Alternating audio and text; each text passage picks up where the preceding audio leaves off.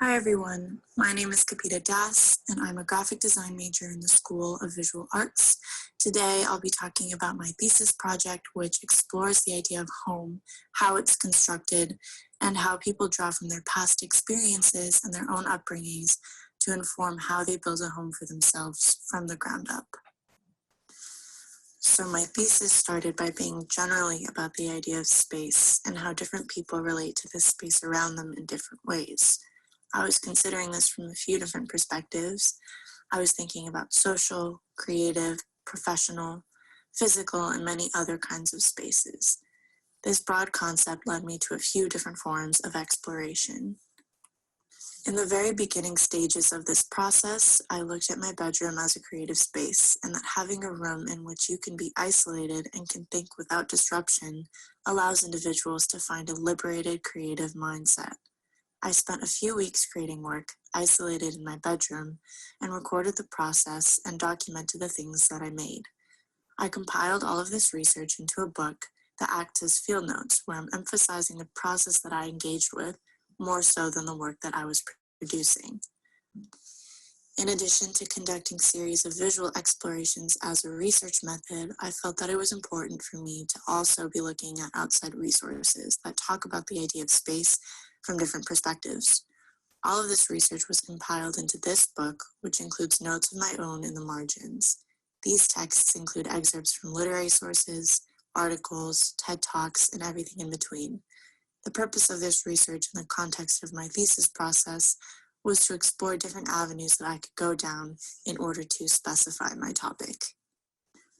While collecting all of this research, I was simultaneously creating a separate project that started to think more about the idea of a shared space and how people negotiate the space that they occupy in relation to others. I wanted to explore methods of creating an immersive and interactive installation that would force participants to become more conscious of how their actions and movements impact others. I built a wall installation that has 52 wooden tabs with questions laser cut into the wood. Each tab is connected to one another by a string, so that when you pull one down to read it, the connected tab is pulled up.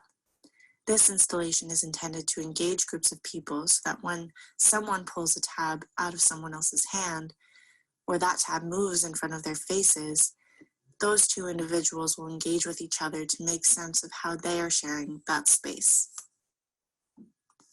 With the expectation that we would have a normal pieces exhibition with a gallery opening and crowds of visitors, I wanted to expand upon this project by making it larger and more physically immersive, with these tabs hanging from above.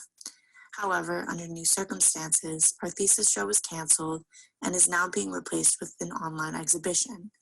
Because of this transition, I, along with other art students, have had to table my initial vision, save it for another day, and reinvent my project for this new medium. This was frustrating, disappointing, and upsetting. In the process of going back to the drawing board and thinking of an entirely new output, I occupied myself by documenting my house. I took pictures, videos, and audio recordings of my house at all hours of the day and began to shift my line of thinking towards how my home, and all homes are spaces of negotiation too. In my home especially, where my parents come from two different cultures, they have made room in our house to include elements of both of their upbringings and have negotiated to some extent how home is meant to look and feel. I think that people carry a unique idea of what home is with them, and throughout their life, having had different experiences, they change the way that they build home around them. By documenting my own home, I hope to uncover some of the traces that my parents have left behind in what they have built over the past 20 years. I was also interested in looking closely at the objects we have scattered throughout our homes specifically. My family has a hard time throwing anything away, afraid to lose something with potential sentimental value. There are countless objects throughout our house that have been placed on a shelf, in a corner, or on the wall, and that haven't been moved or touched in years. Those objects almost feel like they're a part of the walls, in the sense that we know they're there. We don't think of them much, but we couldn't imagine our house without them. I'm interested in unearthing those things, reinterpreting them, and sending them back out into the world for others. I ultimately decided to, for my final piece, code an HTML page that would house all of this documentation and more.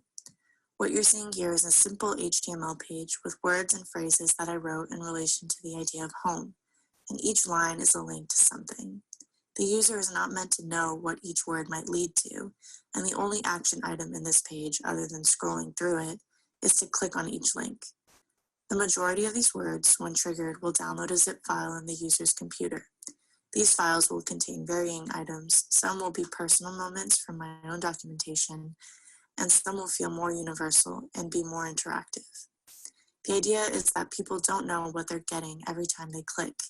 This action also calls into question what it means to bring something into your own home. It draws a parallel between the interaction of the outside world and your personal space, and your internet browser and your desktop. I was also interested in how I am sifting through elements of my own home, sending them into the world, and allowing individuals to download and own files that reveal something personal about myself. This website serves many functions. In one sense, it archives objects and moments of my house and feels personally important. In another sense, it forces users to consider what their home means to them and what they are willing to bring into their personal space. Some of the files will include instructions for the user. The example pulled up here is a template that the user can fill out if they're having a hard time writing a letter to a loved one that they need to check in on. Interactive components like these extend the significance of the piece beyond a simple documentation of my own home, but will also allow users to more actively think about home in a more personal way. Some of the links on the page will also link to a new email with my address filled in. This prompts users not only to consume media on my site, but will offer them an opportunity to send something back. This allows the website to progressively begin defining and documenting not only my own home, but also the home of others, and it allows the page to be a living, breathing, and ever-changing document. The ultimate message that I want people to take away from this piece is that home is so individual and personal, but the construction of it is universal. Understanding how you have built your home is important to understanding what has unconsciously become important and significant to you. There are a lot more parts to your home that reveal something about you than you might think. It's not just the photo albums you keep or the old sweaters that you hold on to. It's also the dried up pens that you keep in a drawer, the London double-decker piggy bank you have on the basement windowsill, or that copy of Twilight you shamefully stored in the corner of your attic.